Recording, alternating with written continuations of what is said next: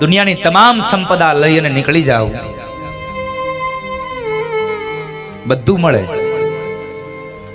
પણ મા બાપનો પ્રેમ ન મળે સાહેબ.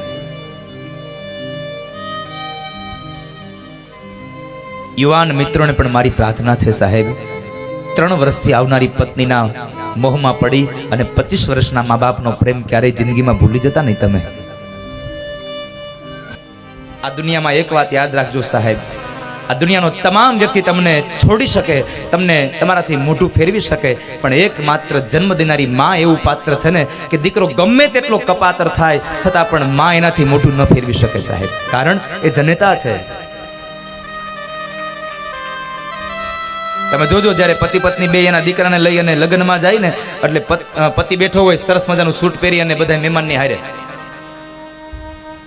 મહેમાનોની સાથે જ્યારે બેઠો હોય, દીકરો રમતો હોય, માં એ પણ મહેમાનમાં બેઠી હોય, સરસ મજાની સાડી પહેરી હોય મોંઘી, દીકરો રમતા રમતા બરાબર ધૂળમાં આલોટો હોય ને એવો ગંદો થઈને આવ્યો હોય અને બાપની પાસે આવે ને એટલે બાપ કે એ છેટો રે કપડા જો તારા, બાપ એના ખોળામાં નહીં બેહારે, તારી માં પાસે જા. અને જ્યાં દીકરો દોડતો દોડતો માં પાસે આવે ને એટલે માં સીધો જ એને પોતાની ગોદમાં બેહાડે અને કાં તો એના રૂમાલથી અને કાં તો એના સાડીના છેડાથી દીકરાના મસ્તકને મોઢાને લૂઈ નાખે સાહેબ. માં પોતાના સંતાનોને ક્યારેય ન તરછોડી શકે, પણ સમય એવો આવ્યો છે ને કે દીકરાઓ અત્યારે માને તરછોડવા માંડ્યા છે. સમયનો યુગ બદલાયો. 4 દીકરાઓને મા બાપ મોટા કરી શકે, પણ 4 દીકરાઓ પોતાના મા બાપને વૃદ્ધાવસ્થામાં ન સાચવી શકે. જુઓ તો ખરા સમાજમાં કેટલા ઘરડા ઘરો મીંડા બનવા, દીકરાના ઘરો મીંડા બનવા, કારણ આપણને પશ્ચિમી સંસ્કૃતિનો વાયરો વાઈ ગયો છે. દુનિયામાં બધું કરજો સાહેબ, પણ મા બાપને કોઈ દી ન તરછોડતા. આ દુનિયામાં સુખી થવું હોય ને તો મા બાપને તમે ખુશ રાખો. હું છાતી ઠોકીને કહું, તમારા મા બાપ તમારાથી ખુશ હશે ને એટલે 1000 હાથ વાળો પણ તમારા ઉપર ખુશ રહેશે સાહેબ, કારણ તમારા મા બાપ ખુશ છે. પણ એક જ ઈચ્છા હોય આપણે તો, સારી એક પત્ની મળી જાય, સારી નોકરી મળી જાય અને એક દીકરો મળી જાય એટલે એને મા બાપ ગામડે અને આપણે શહેરમાં. લગ્ન થાય વર 2 વર 3 વરમાં તો નોખો થઈ જાય. શા માટે સાહેબ?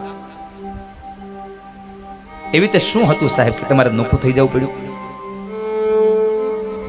પણ મારા શબ્દો પર ધ્યાન રાખજો. આ દુનિયામાં નોખો દીકરો નથી થતો, નોખી પુત્ર વધુ થાય છે. આ દુનિયામાં કદાચ કોઈ દીકરો, કોઈ મા બાપ વૃદ્ધાશ્રમમાં જાય તો ક્યારેય ન બોલશો કે મા બાપ વૃદ્ધાશ્રમમાં ગયા છે. નહીં, વૃદ્ધાશ્રમમાં તો સાસુ ને સસરા ગયા છે. કારણ જો મા બાપ વૃદ્ધાશ્રમમાં જતા હોત ને તો લગ્ન પહેલા દીકરો મા બાપને મૂક્યા હોત. તો કોઈ દિવસ મેં નથી જોયું કે દીકરો લગ્ન પહેલા મા બાપથી નોખો થઈને રહેતો હોય, લગ્ન પહેલા મા બાપને કોઈ દી વૃદ્ધાશ્રમમાં મૂક્યા હોય. આ તો લગ્ન થયા પછી નોખો થાય અને કાં તો વૃદ્ધાશ્રમમાં મૂકી આવે છે. એટલે નોખી પુત્ર વધુ થાય છે અને નોખા એના મા બાપ નહીં, આશ્રમમાં એ સાસુ ને સસરા જાય છે. હા, પછી ઈ જ વહુને એટલી ઈચ્છા હોય કે મારો દીકરો મારી સેવા કરે.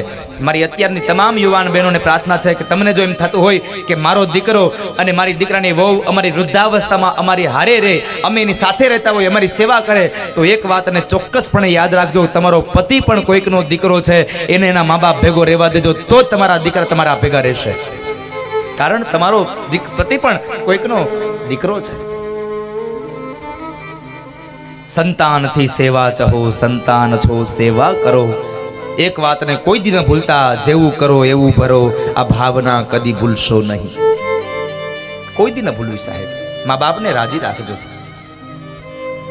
સાહિત્યકારો કહે છે, કવિઓ કહે છે કે જ્યાં સુધી તમારી ઉમરાવાળી રાજી નહીં હોય ને ત્યાં સુધી ડુંગરાવાળીને તમે ગમે તેટલી સાડીઓ પહેરાવો, કોઈ દી રાજી નહીં થાય તમારા માથે સાહેબ, જ્યાં સુધી તમારી ઉમરાવાળી રાજી નહીં હોય. માટે મા બાપના આશીર્વાદ લેજો. અને ચોક્કસપણે કહું કે માં અને બાપના આશીર્વાદ લીધા હશે ને તો તમારે દુનિયામાં કોઈ દી કંઈ મેળવવા નહીં જવું પડે. દુનિયા સામે ચાલીને તમારી પાસે આવશે, કારણ સ્વયં ભગવાન તમારી પાસે આવે. પંઢરપુરમાં પુંડલિક પોતાના મા બાપની સેવા કરે અને એ સેવામાં ભગવાન એની ત્યાં આવે અને ભગવાન કહે છે પુંડલિક મારે તને મળવું છે, અને ત્યારે પુંડલિક એમ કહે કે મહારાજ અત્યારે મારી માની સેવાનો સમય છે, એટલે હું તમને અત્યારે ન મળી શકું. તમારે જો મને મળવું હોય તો આલ્યો ઈટ આની ઉપર ઉભા રહ્યો. અને ભગવાન પંઢરીનાથ જ્યાં સુધી પુંડલિકના માની સેવા પૂરી ન થઈ ત્યાં સુધી ઈટ ઉપર ઉભા રહ્યા. કારણ જે જગ્યાએ મા બાપની સેવા થાય છે ને એ દીકરાને ભગવાનના દર્શન કરવા જવાની જરૂર નથી રહેતી. ભગવાન સ્વયં કહે છે જે દીકરો મા બાપની સેવા કરે એ દીકરાના દર્શન કરવા ભગવાન સ્વયં પોતે આવીને ઉભા રહે છે. માટે મા બાપની સેવા કરજો.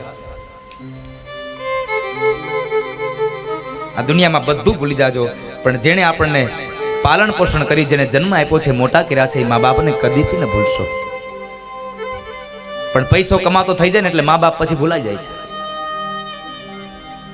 દુનિયામાં મા બાપને રાજી રાખજો સાહેબ. તમારા મા બાપની ઈચ્છા એ જ તમારી ઈચ્છા હોવી જોઈએ. તમારા મા બાપની ખુશી એ તમારી ખુશી છે. એટલે સમજો આ દુનિયાની તમામ ખુશીઓ તમારો ચરણ પકડતી આવશે ગમે ત્યાંથી.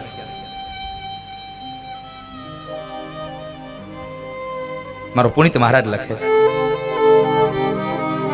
લાખો કમાતા હો ભલે પણ મા બાપ જે થી ના ઠર્યા. લાખો કમાતા હો ભલે પણ મા બાપ જે થી ના ઠર્યા. મા બાપ જે થી ના ઠર્યા એ લાખ નહીં પણ રાખ છે. માનવું ભૂલશો નહીં. ભૂલો ભલે બીજું બધું મા બાપને ભૂલશો નહીં. ગણિત છે ઉપકાર એના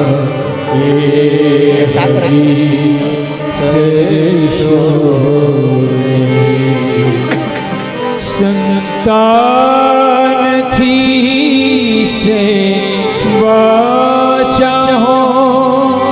સંતાન છો સેવા કરો. સંતાનની સેવા ચાહો. સંતાન છો સેવા કરો. સંતાન છો સેવા કરો. જેવું કરો તેવું ભરો. એ ભાવના ભૂલશો મા બાપને ભૂલશો નહીં. મા બાપને હવે બાપુ ગળું થાકી જશે. આઠમી કથા છે કંટિન્યુ.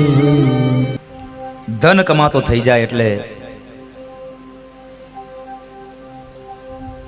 મા બાપને ભૂલી જતો હોય છે સાહેબ સંતાન. આ દુનિયામાં બધું ભૂલી જાજો. મારા યુવાનોને પ્રાર્થના કરવી છે, ભૂલવી પડે તો તમારી જાતને ભૂલી જાજો, પણ જન્મ દેનાર મા બાપને ક્યારેય ન ભૂલશો. આજે ચોક્કસપણે કહીશ કે આ દુનિયામાં બીજું કોઈ રાજી થયું કે ન થયું, આ સમાજમાં આ કથા મંડપમાં કોઈ રાજી થયું કે ન થયું એની મને ખબર નથી, પણ અંતરિક્ષમાં આજે રતિલાલ ભાઈનો આત્મા એટલો પ્રસન્ન થયો હશે સાહેબ કે આજ મારા દીકરાઓએ મારી પાછળ આજ કથા બેસાડી છે. આજ મારી પાછળ કથા બેહાડી છે. મારા દીકરાઓએ આજ મને મોક્ષ માટે કેવડું મોટું આ મારા પાછળ કામ કર્યું.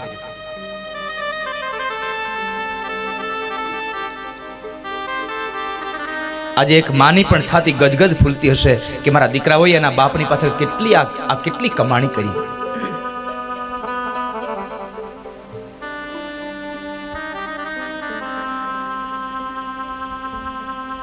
સરસ મજાનો પ્રવેશ દ્વાર બનાવ્યો એની સ્મૃતિમાં.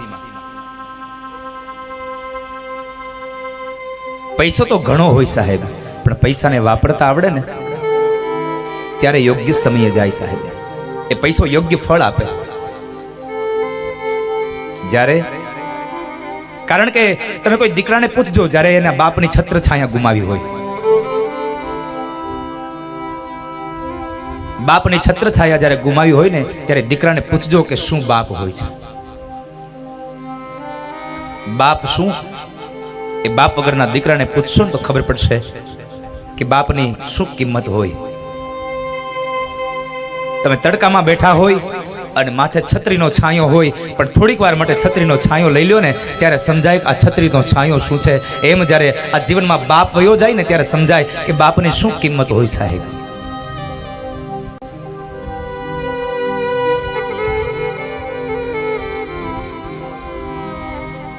આજે ખૂબ પ્રસન્ન થયા છે એ આત્મા, આજ ગજગજની છાતી ફૂલતી છે. મારા દીકરાઓએ મારી પાછળ જ કથા કરી.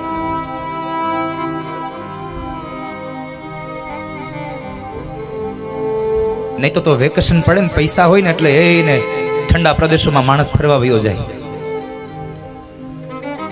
હે પણ આને ફરવા ન ગયા, બધાને અહીંયા લઈ આવ્યા સાહેબ. શરીરને શીતળતા આપે ને એવું કામ ન કર્યું, પણ એને તો કામ કર્યું અંતરને શીતળતા આપે, હૃદયને શીતળતા મળે ને એવી આ કથા બેહાડી સાહેબ એડે.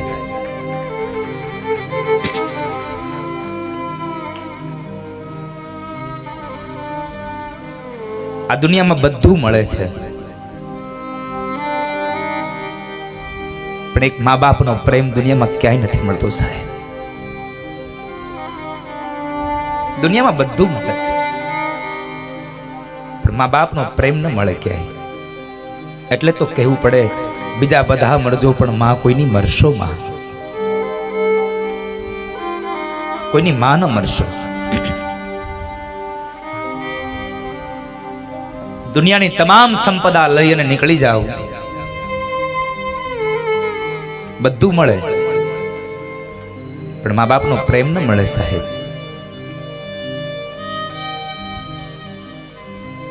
યુવાન મિત્રોને પણ મારી પ્રાર્થના છે સાહેબ, 3 વર્ષથી આવનારી પત્નીના મોહમાં પડી અને 25 વર્ષના મા બાપનો પ્રેમ ક્યારેય જિંદગીમાં ભૂલી જતા નહીં તમે.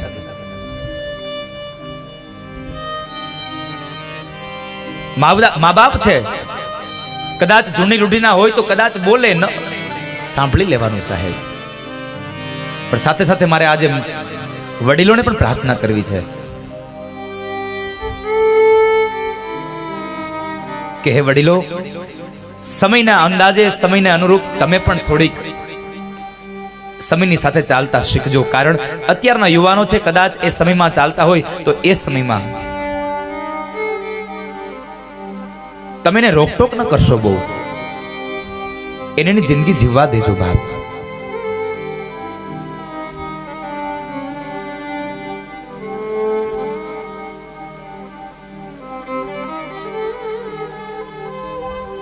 બધું મળે સાહેબ, પણ જિંદગીમાં ગયેલો મા બાપનો પ્રેમ ક્યારેય ન મળે. પણ એક જ વસ્તુ યાદ રહે, એના સદગુણો.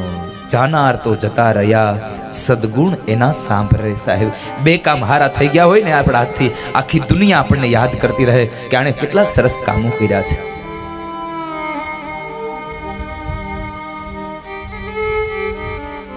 લક્ષ્મી ગયેલી સાંપડે, પણ મા બાપ ગયેલો જીવ પાછો ન આવે સાહેબ. અને પુનિત મહારાજ અંતિમ પંક્તિમાં લખે છે, ધન ખર્ચતા મળશે બધું, પણ માતા પિતા મળશે નહીં. ધન ખર્ચતા મળશે બધું, પણ માતા પિતા મળશે નહીં. માતા પિતા મળશે. પલ પલ પુનીત ચરણની તમે ચાહના ભૂલશો નહીં.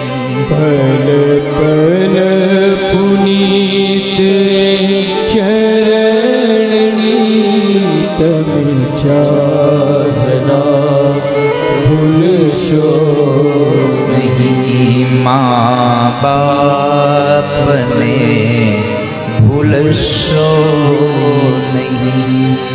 મા બાપને ભૂલશો. મા બાપની સેવા કરશો ને તો તમે તો સુખી થશો, પણ તમારા સંતાનો પણ ખૂબ સુખી થશે સાહેબ. કારણ એનું જાગતું ઉદાહરણ તમારી સામે બેઠું છે. મેં હજી મારા મા બાપની કઈ સેવા નહીં કરી હોય, પણ મારા મા બાપે એના મા બાપની સેવા કરી છે ને, એટલે એનું જે પુણ્ય ફળ છે ને સાહેબ, હું બેઠો બેઠો ખાઉં છું. કારણ એને વાવ્યું અને ઉગ્યું છે ને હવે હું બેઠો બેઠો લણી રહ્યો છું. માટે મા બાપની સેવા કરજો.